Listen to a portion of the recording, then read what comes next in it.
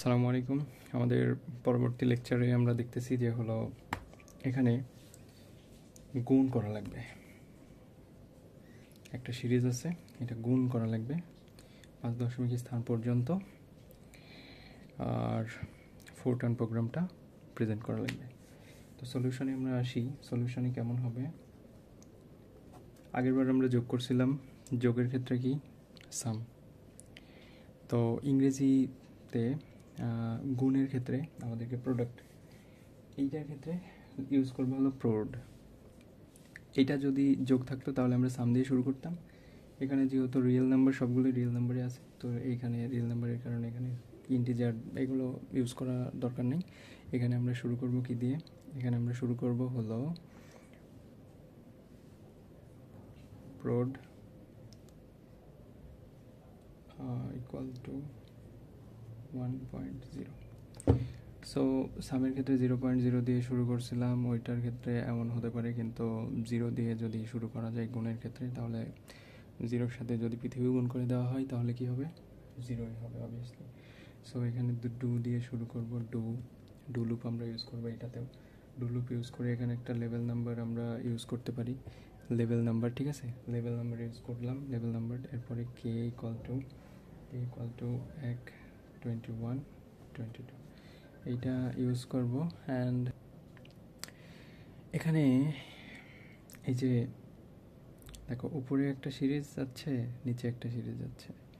উপরে আছে হলো 2, নিচে আছে 1, 4, 3, 6, 5। সিরিজটা কেমনভাবে আছে? উপরেরটাতে 2, মানে লেখা যায় n+1। n সমান আমরা যদি ধরি হলো 1, তাহলে n+1 ডিভাইডেড বাই n, মানে হলো 1+1 ডিভাইডেড বাই 1, তাহলে 2 ডিভাইডেড বাই 1। পরেরটাতে 4, পরেরটা যদি তুমি 2 ধরো, তাহলে এইভাবে যাইতে থাকবে।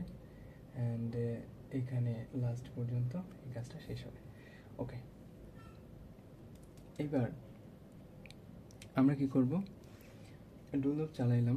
এবার সামের জায়গায় আমাদেরকে কি লেখা লাগবে? Prod, PROD, prod equal to prod asterisk.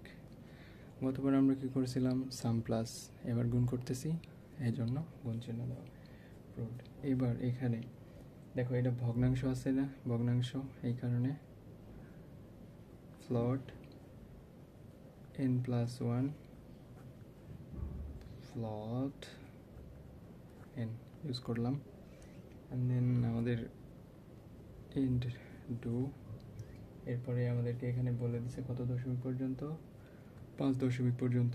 তাহলে এখানে প্রিন্ট লেভেল নাম্বার, কমা, প্রোড, এরপরে আসতেছে লেভেল নাম্বার, ফরম্যাট 2x, মানে 2টা ঘর তুমি ফাঁকা দিতে চাচ্ছ, এটা বোঝালো।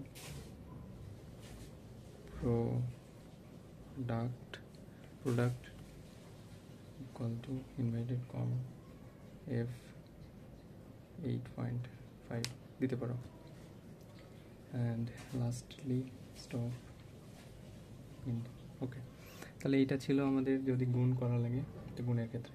এখন আমাদের আরেকটা প্রোগ্রাম থাকতে পারে এইরকম, ধরো